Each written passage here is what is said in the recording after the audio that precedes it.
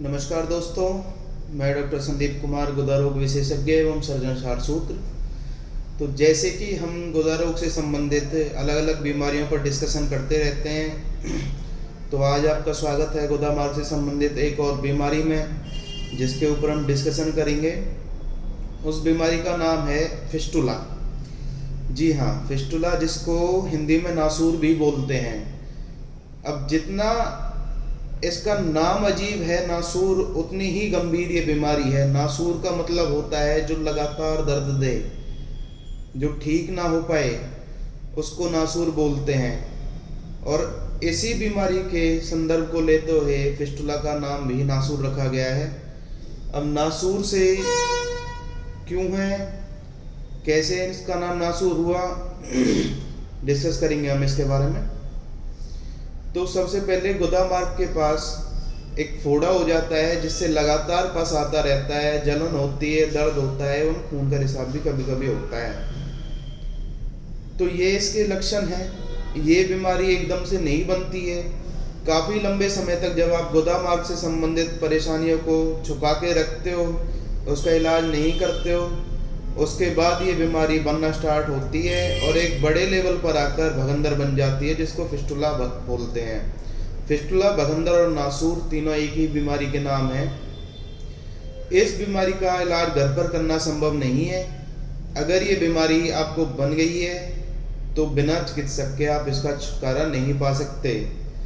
अब इस बीमारी के बारे में मैं बहुत ज़्यादा डिस्कशन करता हूँ, क्योंकि ये मेरा फेवरेट सब्जेक्ट भी है, फेवरेट टॉपिक भी है।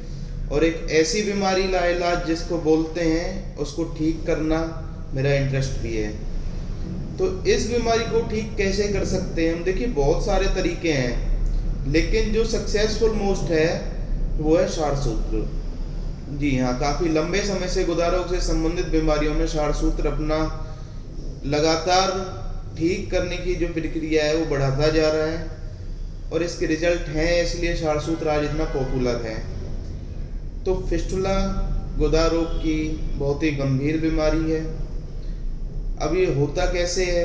देखिए, मेरा मानना यह है, गुदा मार्ग से संबंधित बीमारियां होने के लिए कोई भी प्रॉपर ऐसी चीज़ नहीं है कि जिसको रोका जाए और गुदा मार्ग से संबंधित बीमारियां ना हो। ये एक नेचुरल प्रोसेस है।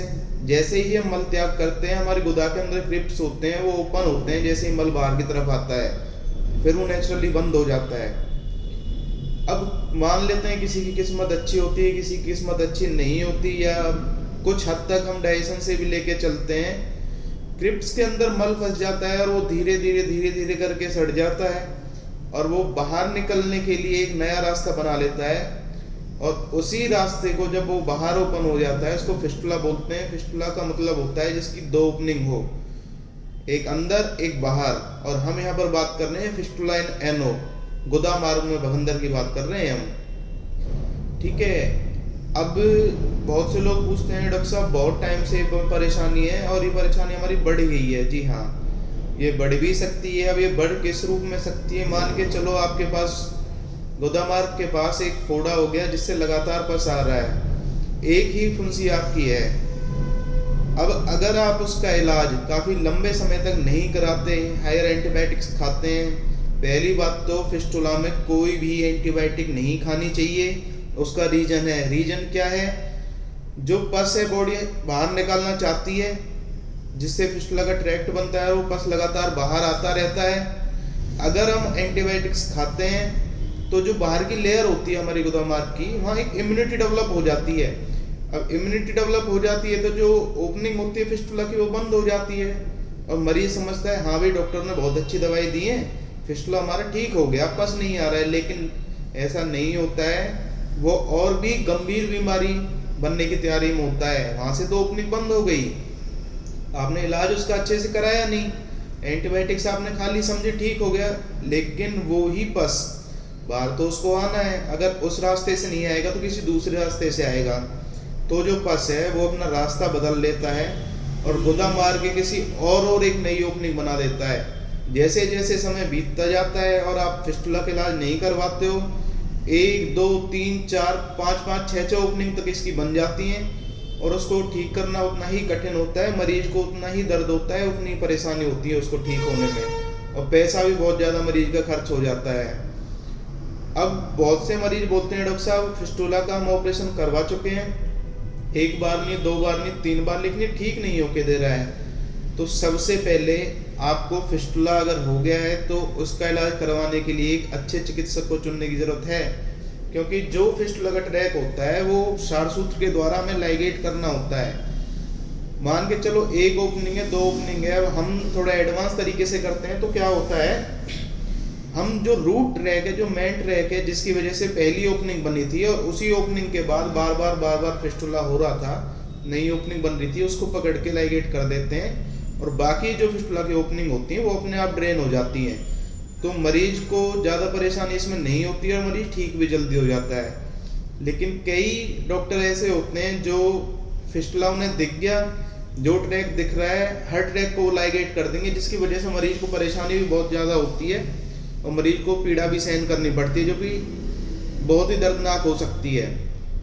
तो इसीलिए अगर फिस्टुला का आपको ट्रीटमेंट करवाना है तो आपको एक अच्छा चिकित्सक चुनने की ज़रूरत है, जिसकी वजह से आपका इलाज एक बार में बहुत अच्छे से हो जाए और आपको बार बार परेशानी सहन ना करनी पड़े। क्योंकि देखो हमें भी अच्छा नहीं लगता मरीज का पैसा बार बार जाए और मरीज ठीक भी ना हो। इसीलिए अपना चिकित्सक बहुत अच्छे से चुने। और फिस्टुला बहुत ही गंभीर बीमारी है, अगर आपको हो गया है तो घर पर ही या किसी झोला छाप डॉक्टर से इसकी चिकित्सा करवाने की कोशिश ना करें, क्योंकि ये बीमारी और भी बड़ा रूप ले सकती है और आपको बहुत ज़्यादा परेशानी का सामना करना पड़ सकता है। इसीलिए अगर आपको ऐसी कोई परेशानी है, गुदा मार्ग के पास कोई फोड़ा फुंसी है जिससे बार बार पस आ रहा है, उसे अपने चिकित्सक को दिखाएं और उचित रूप से उसका इलाज कराएं। यही आपके लिए बेटर है और यही आपके फ्यूचर के लिए अच्छा रहेगा कि आप उसका इलाज टाइम से करवा लें। मैं डॉक्टर संदीप कुमार, गुदा रोग विशेषज्ञ एवं सर्जन क्षारसूत्र, उदय क्लिनिक एंड क्षारसूत्र सेंटर, पलवल, हरियाणा। चुने वही जो है सही। धन्यवाद।